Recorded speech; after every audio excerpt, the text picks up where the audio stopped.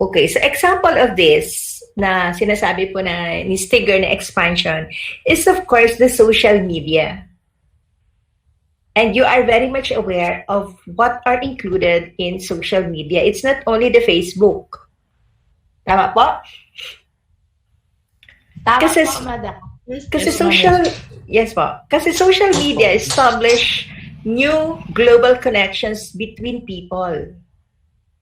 Diba? May mga nakukuha ka mong mga friends from other countries or from other from other planet. May connection doon. Kaya nga po yung mga nag-greet ng happy birthday in heaven, siguro ka ako merong din doon sa heaven. May connection din sila. May internet din. Kasi ginigreet pag po, nababasa ninyo yan, happy birthday in heaven. O, siguro nakakarating din doon, may dala sigurong cellphone mansugadan. Pag duman sa langit. Kaya may internet connection. Okay, so marami po tayong nakukuhang friends dyan sa social media, while international groups of NGOs are networks that connect a more specific group. For example po, social workers and activists from different corners of the globe. Okay? So yung una po, social media na nag-establish tayo ng connections between people. Meron naman po mga international groups na even nga po itong terrorism, mga terrorists, they also use the social media in order to establish their connection in the different corners of the globe. Okay? So klaro po ang expansion. Apo. Yes po, ma'am. Intensification now refers to the stretching and acceleration of these networks. Intensification refers to the stretching and acceleration of these networks. Not only are global connections multiplying, but they are also becoming closely knit and expanding their reach. Kaya po, nag-i-intensify siya. For example, there has always been a strong financial market connecting London and New York. Bakit po? Kasi andun yung mga stock exchanges, karamihan po nasa London and New York. With the advent of electronic trading, the volume of that trade increases since traders can now trade more at higher speeds. Okay, dati baga po, if you will trade, you will have to go to a certain place in order to exchange goods or to buy goods. But with globalization, meron na pong electronic trading na nangyayari. Just like yung online selling and online buying, you're familiar siyempre po, kaya siguro mga suki ka mo ni Shopee, ni Lazada. Ano po? Yes po, ma'am. So dati baga, when we want to buy goods, we have to go to the market, we will go to the mall or to the grocery. But this time, in the comforts of our home, just a mouse click away, we can already order the things that we need and it will be delivered to us. So nag-intensify po. Okay, na-stretch and nag-accelerate itong mga networks na to. Kaya tinawag ni Stigger na process ang globalization. The connection, repetitive ako, is accelerating. Kaya po siya tinawag na nag-intensify. Okay, next. Any questions so far? Wala man po. Wala po. I am clear to you, ha? I am edible. Clear na clear man. Yes po. I am edible, hindi audible. Edible po! Gigutom na, edible na. Anyway, so next is world time and world space. This relates to the way people perceive time and space. Oras at saka yung, ano yung space? Basta, space. Kuramang Bicol kang space. Stiger notes that globalization do not occur merely at an objective material level, but they also involve the subjective plane of human consciousness. Okay, so anong ibig sabihin po nito?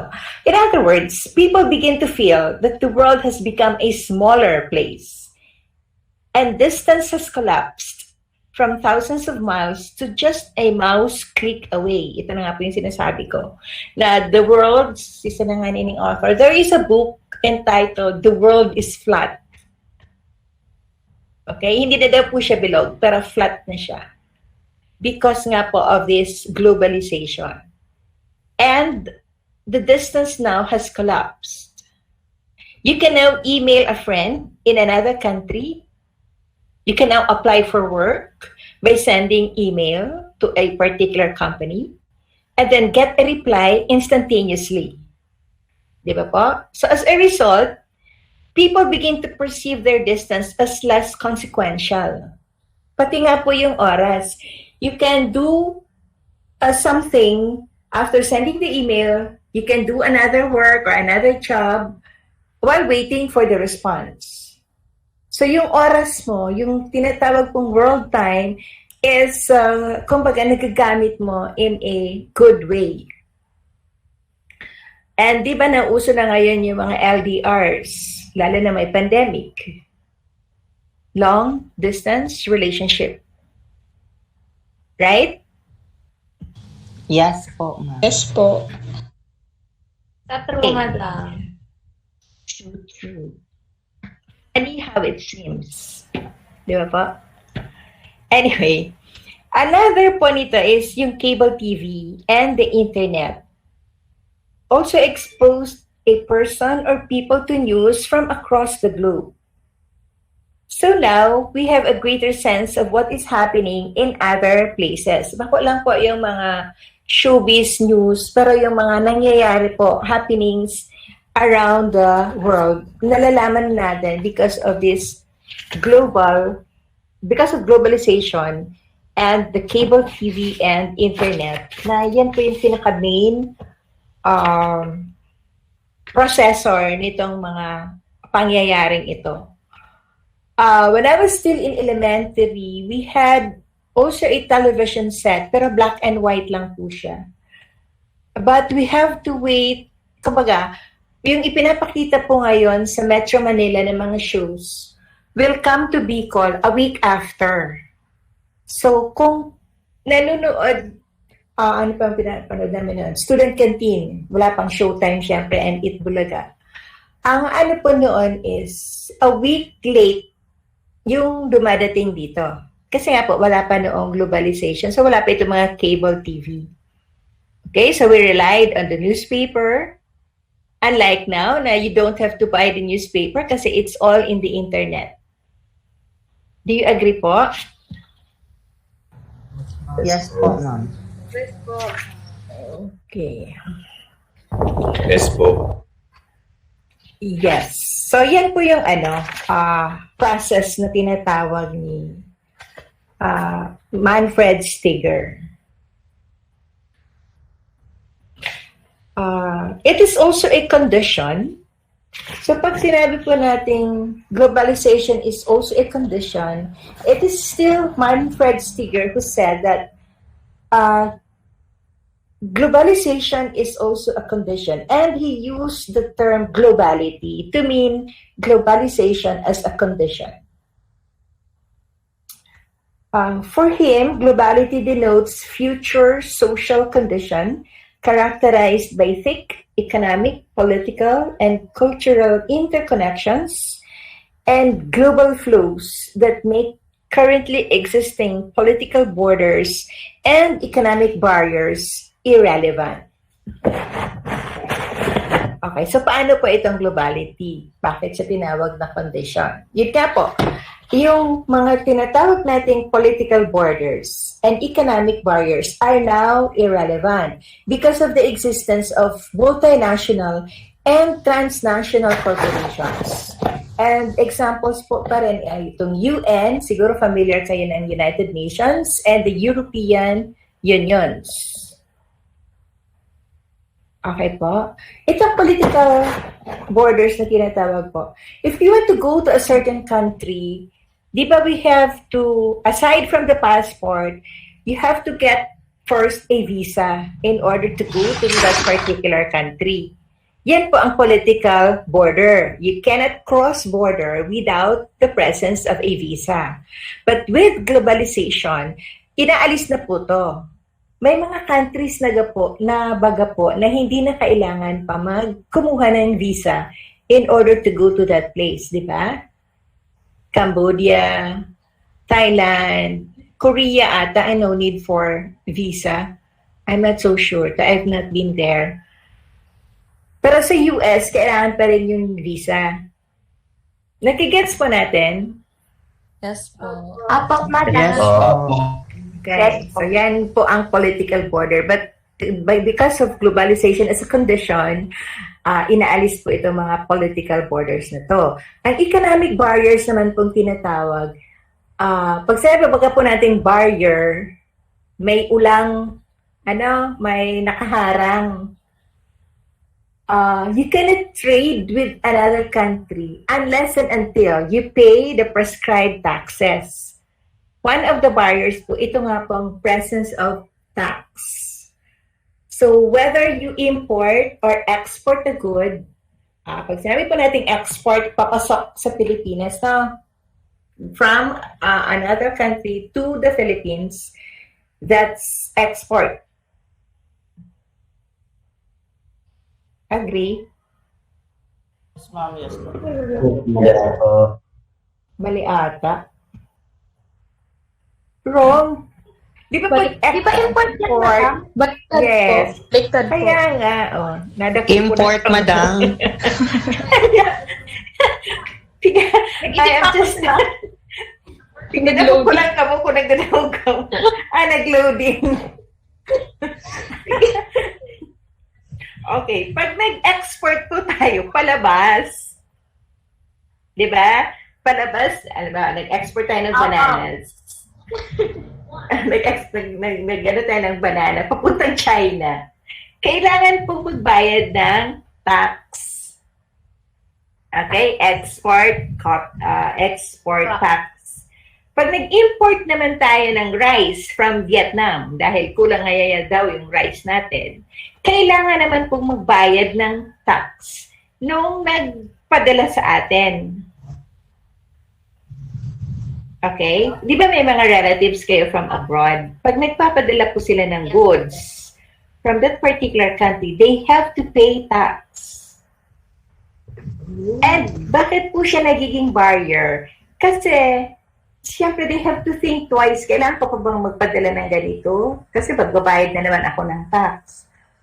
Or ang iba baga pong mga relatives natin, kailangan muna nilang punuin yung malaking box para yung tax na ibabayad nila sulit. Kasi whether konti o marami yung padala mo, may tax kang babayaran. So para masulit naman yung babayaran mong tax, damihan mo na. Opo. Di ba po? So yan po yung barrier. Yes po. Okay. But with globalization nga po as a condition, na you can already trade, you can already send the goods without taxes. So, ang magiging magiging result is, marami yung pwede nating ipalabas na goods natin at marami din namang goods na papasok po dito sa atin. So, that is economic progress. Okay po? They do away, irrelevant na po yung economic barrier. I don't want to go ahead. I don't want to preempt the first group that will report on global economy kasi po sila talaga yung discuss nito exhaustively kung ano yung mga nandyan sa global economy. But suffice it to say that I am just giving you example on globalization as a condition. Questions? None. Yan po, madam. Okay. Then it is also said that globalization is an ideology. What is an ideology? Ideology is a system of widely shared ideas, pattern beliefs, guiding norms and values, and ideals accepted as truth by some groups. An ideology is defined by core claims. Since globalization has core claims, it is an ideology. Globalism is used to mean globalization as an ideology. Okay, so globality is used as a condition, while globalism is used as an ideology. So, examples po ba ng mga ideologies itong communism, capitalism, imperialism? Apo, nagigets Yes, po natin? Okay, so yan ang mga ideologies. They share ideas and pattern beliefs. So, what are the core claims now of globalization? Number one is it is about the liberalization and global integration of markets. Again, I don't want to preempt the first two groups. Liberalization is part of global economy. Global integration of markets is the second group po, yung market integration. So when we say liberal, anong tawag nito? Magiging konti o wala nga pong barrier na tinatawag kasi liberalized. Okay, for example nga, inalis yung import tax. So once you import, hindi ka na magbabayad ng tax. Nililiberalize na po yan. Ang integration of markets naman, yung ginugroup together yung mga same markets, for example, a market for food, a market for clothes. Ini-integrate na po nila yan para mas madali yung trading na tinatawag. Then, globalization is inevitable and irreversible. Do you understand the word inevitable? Yes Po. po. What? Ano po siya? Po. Ano po ang inevitable? Suitable. Okay, hindi mapigilan. Avoidable. Okay, unavoidable.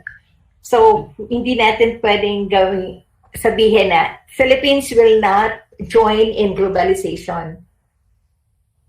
Okay? Hindi po yan talaga napipigilan. Dapat, kailangan mo siyang gawin. Irreversible.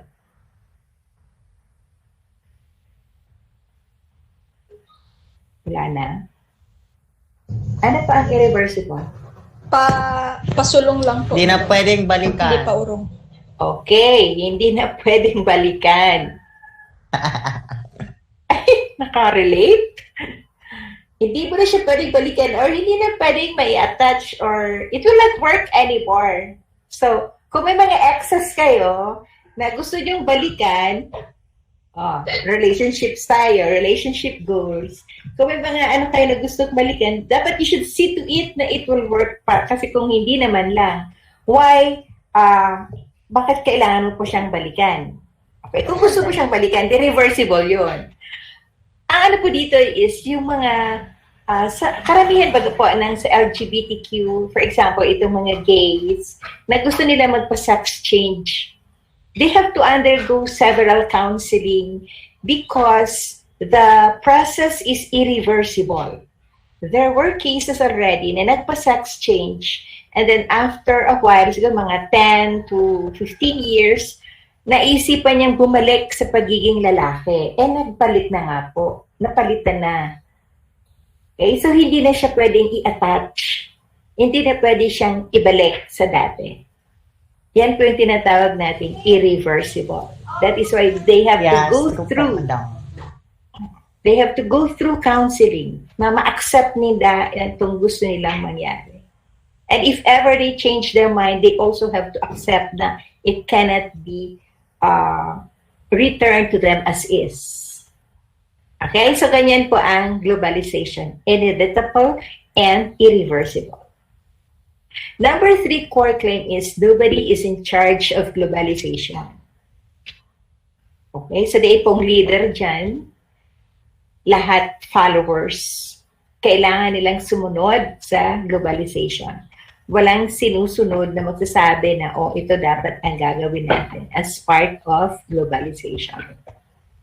Number 4, it benefits everyone. Okay, so even the poorest of the poor can be benefited by globalization. Although we still accept the fact na there is no equal access kasi because of being poor, di ba po? Yung social strata na tinatawag natin, the very rich, the middle class or the average, the poor, and then the poorest of the poor. Dati po, tatlo lang ang ano natin dyan sa social strata. The rich, the average or the middle class, and the poor. Kaya lang with the change in the weather, joke, because of so many changes, nagkakaroon po tayo na nitong the poorest of the poor and the very rich. But still, globalization benefits everyone because nga po of economic progress. Dapat po, dito sa globalization, it will attain progress. Gets po? Are you still with me? Yes, madam. Yes, Opo, madam. madam. Yes po. It furthers the spread of democracy in the world. Siguro naman you all know what is democracy. Number 4. Oh, syempre, alam niyo yan. The Philippines is a democratic and republican state. Okay, so sabi nga po, democracy is a government for the people, of the people, and by the people. So,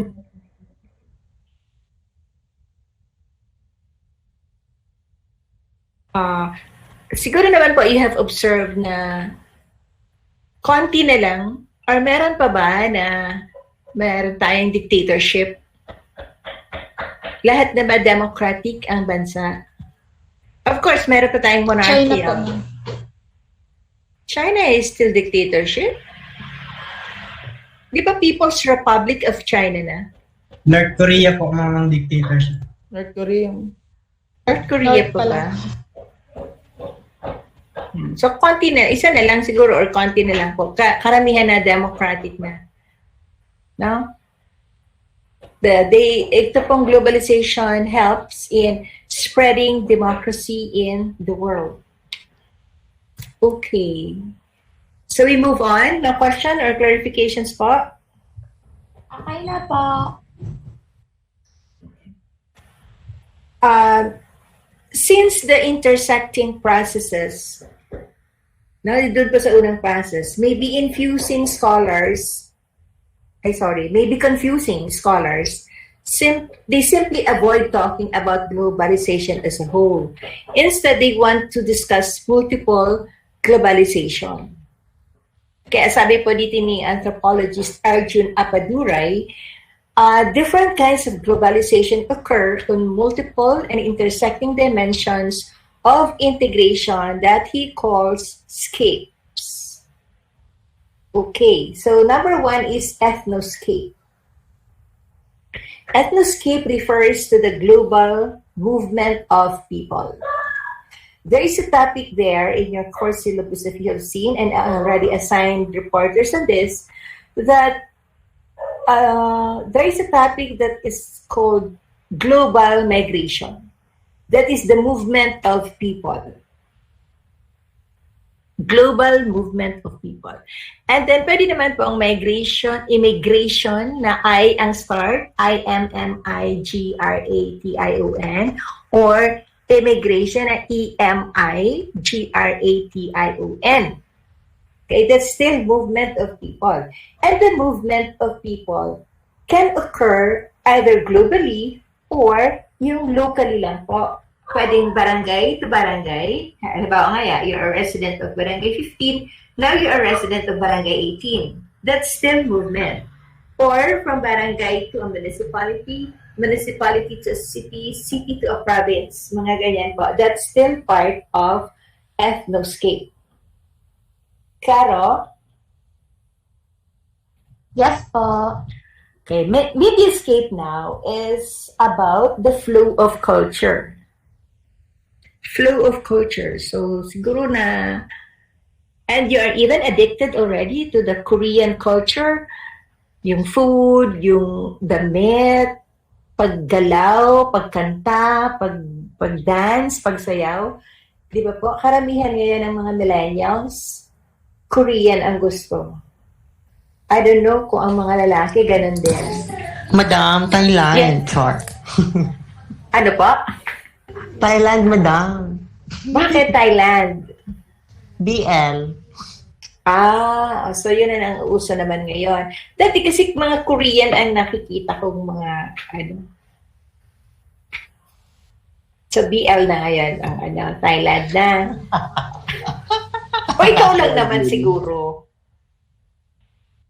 Anyway, just to illustrate po, na yun nga po, flow of culture. So to the point na napupunta yung Filipino culture to the disadvantage. Nakakalimutan na ng mga millennials kung ano ba talaga ang tunay na Filipino culture. Konti na lang siguro ang may alam nito. That is the downside of Mediascape. No, na-adapt na natin or ng ibang tao yung ibang kultura. To the point that their own culture suffers. Kaya baga po, may move ang government natin na itong mga indigenous people natin, mga IPs, they should preserve their culture. Diba? Kasi very rare ang culture nito ng mga IPs. Okay, next is Technoscape. Technoscape refers to the circulation of mechanical goods and software. So, yun. Na ano nyo doon sa kwento ni Lawrence na may mga gadgets siya. And then, yung mga software na kasama doon sa gadgets. The use of Skype. Even Skype is being used now by employers to interview future employees. Zoom or Google Meet, mga ginagamit na po yan na part ng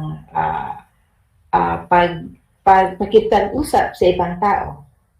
And you have said earlier na yung mga machineries na ginagamit din para makuha itong mga ores, mga minerals na pangangailangan ng bansa or ng ibang bansa. Tama po? Tama po. Okay.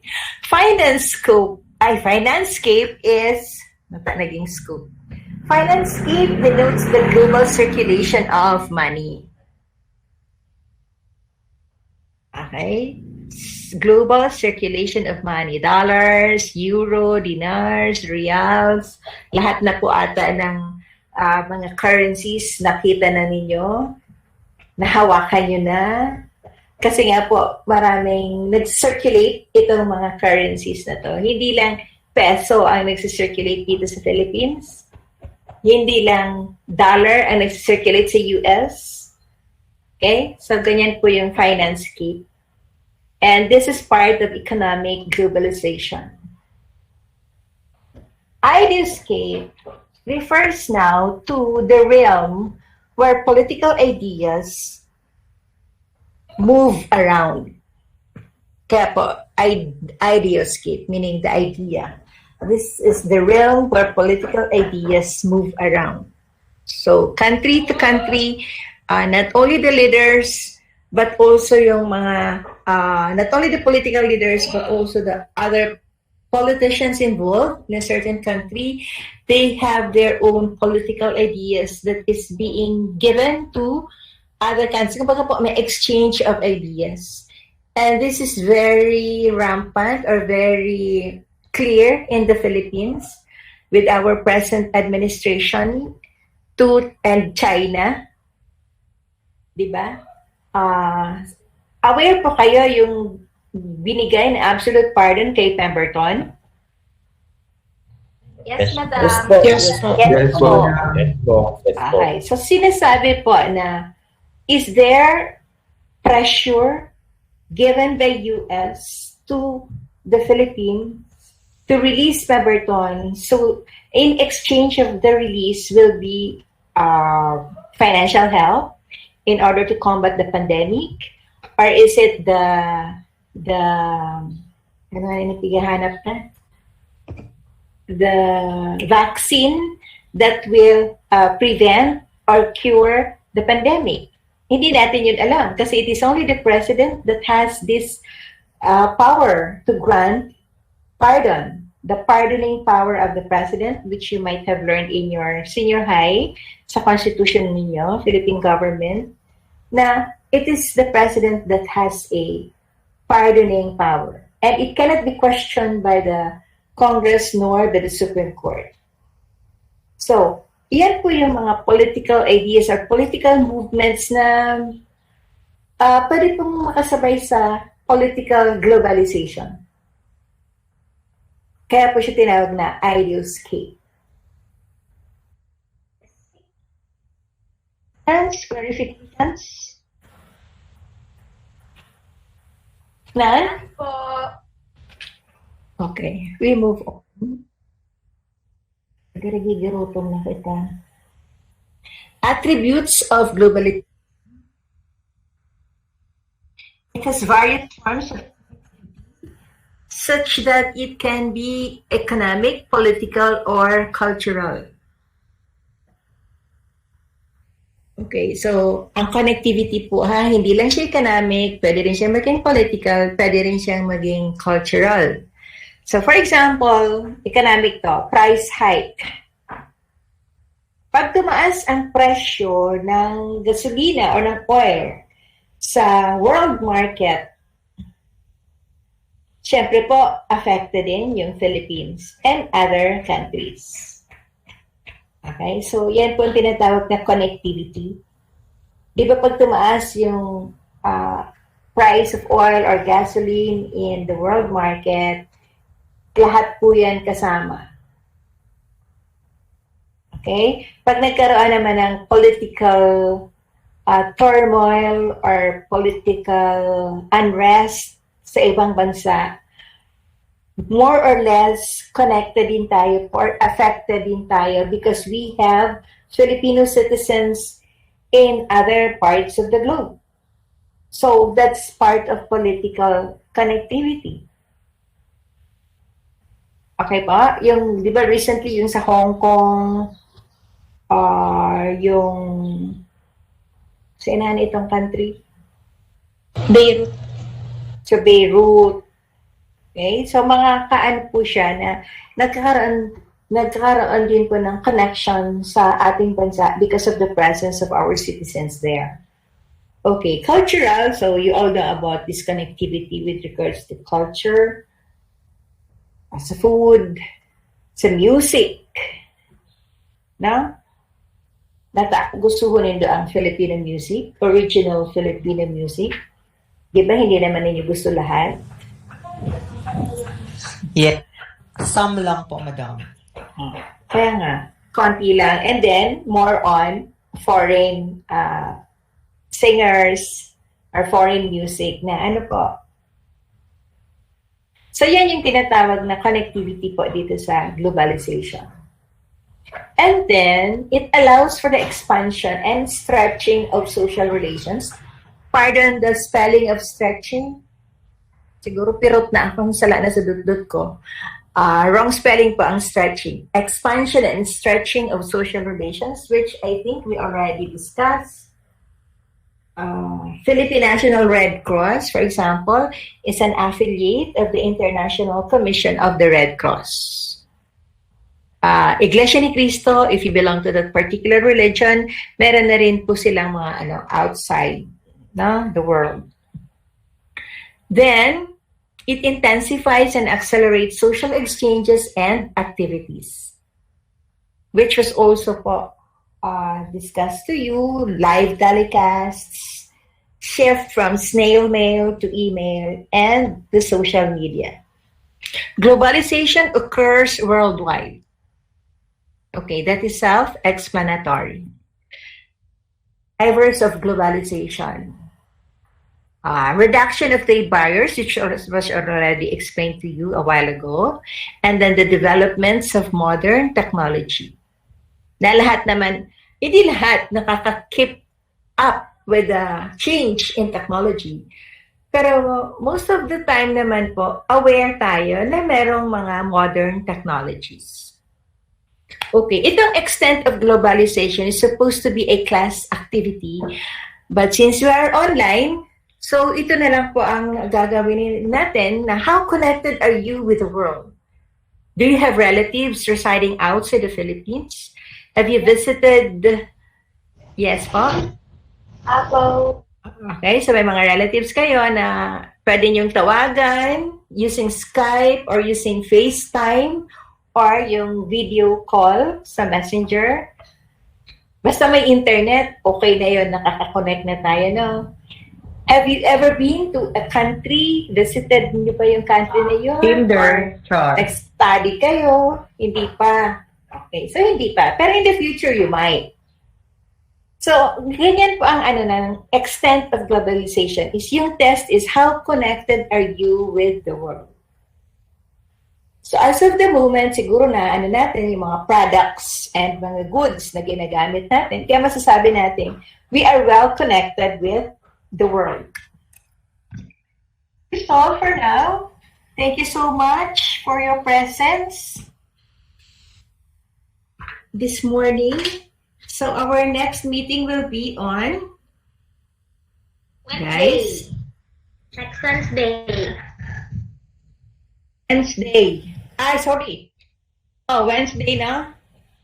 Apo. Kasi na ba ako?